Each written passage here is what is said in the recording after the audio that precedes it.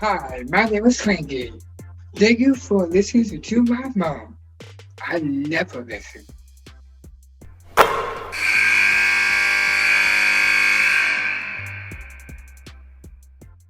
Well, it's a real treat for us to dip into the MAC. We're going to get to talk to one of the better defensive players and one of the all-out ballers at Ball State, and Nyla Hampton. Nyla, thank you so much for being with us on Nothing But Net. Thanks for having me. Hey, listen, you came across us because we can see your pure joy and passion for playing the game. Tell me where that came from. Um, kind of came from a basketball family. We all played growing up from literally from my mom to my youngest brother. Just always competing with them growing up was always a lot of fun for me. When did your mom start letting you win?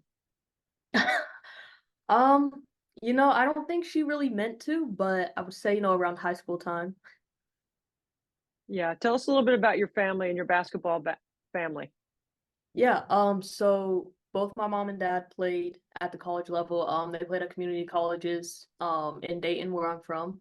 And then my dad coached me from probably when I started playing basketball up until high school, from like in AAU, and then also he became the assistant coach at the high school I went to. And my mom coached me one year, I want to say in third grade. So it was some interesting coaching dynamics with them. And then my oldest brother, he played basketball, growing up, and then played at Edison State for a couple years before enlisting in the Army. And my little brother's currently playing basketball at our high school that we went to. So it's all hoops all the time. Did you play any other sports growing up? I played soccer all the way up until high school. And I bet your footwork's outstanding. That's probably why you're such a good defender. What are some of the things that you learned from your parents through their college experience that they've shared with you? Just stay confident and stay true to yourself. My mom had some different experience with coaches, but she always told me the thing that got her through was just staying true to who she was. Brady Sally is a great friend of ours and a friend of Nothing But Net. I've enjoyed getting to know him and watching his teams compete. So I know there's a couple of things about your team. That is, one, that you are prepared. Secondly, is that you will play hard. And then the rest of it sort of falls in place. Is that the right perception about how you guys go about conducting your business? I would say definitely. We talk a lot about playing the standards, and a couple of the standards are you play hard and you do the work before the game, so that way you're not having to think about 10,000 different things during the game. Tell us a little bit about your role on the team and how it fits with your skill set and the scheme that he puts on the court. Yeah. I would say, of course, I think my biggest role is being that disruptive presence defensively. Just being able to give the team that confidence, like that. Hey, you can get up and guard a little harder because we all have your back in the back line if they do happen to get past you. And knowing that we're gonna play together, we're gonna be in the passing lanes for each other, so that way we can be comfortable pressing as much as we can. And then on the offensive side, my role has just been kind of being that balance with Allie Becky, so that way she doesn't have to, take the load of, oh, I have no choice but to have the ball in my hands. Like if she say we Yeah. want to get her off the ball, we can always put the ball in my hands and do different things that way. One of the things I love about the Mid American Conference is there are some excellent coaches in that league. I have a lot of friends that coach in that league. I think it's a very good basketball league. It's a good competitive. Every night you got to be ready. And there's really no circle W in that league, which is part of what someone like me really enjoys about where the game has grown. You know, that the bottoms have moved to the middle and the middles are searching to get to the top. And we have some new players that, in terms of basketball, new teams showing up each year in the NCAA. What is it about your team that makes you guys so special this year? Um, it's our versatility. Like you never know who's gonna have that big night. Like we've had Allie's had a 36-point game. We've had Estelle, one of our players that comes off the bench. I think she had like a 26 or 24-point game the other day. Like it's never the same person every single game. So I think for me it makes that very hard for people to scout us because you can't say, oh, let's take this Yeah. person away because well, next person up is gonna do their job. Is there anybody that, as a lockdown defender that you have emulated or followed, or is there someone that you've enjoyed watching play defense more than another? No, not for me personally. I've never really seen that one person. Is there nobody like you? I'm sure there is. I won't go as far as to say that. When you're preparing for a team and you know that's a chief part of your responsibility, do you watch film differently or is it still the same prep? I kind of, when I got into college, got in my own routine of watching film before games. So I kind of like what I do is I pick a game where like it's either the team or if we have one person on that team that's going to be a really big threat, a game that they did really well in, and then a game that wasn't as good for them, and then kind of just compare what I see. So that way I just have that knowledge in the back of my head when we play. I love watching players that purely enjoy the game, and you already told us where your love came from. It's sort of a family thing.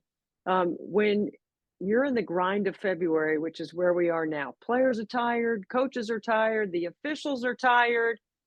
Even some of the fans have apathy at this point in the year because we're kind of waiting for March, right? We're at that point where we're kind of excited about how do you stay in the moment and stay focused on what you need to do right now. Yeah. I would say like I think about my teammates, they we all love to win. We all love to have fun doing it at the same time. So that's kind of where my mindset goes is, well, if your body's tired, your mind's tired, you can still at least do this for them. Sort of mindset is kind of how I approach it. No, there's a lot of people that are watching our podcast and listening, and they have never seen you play or don't know anything about your team.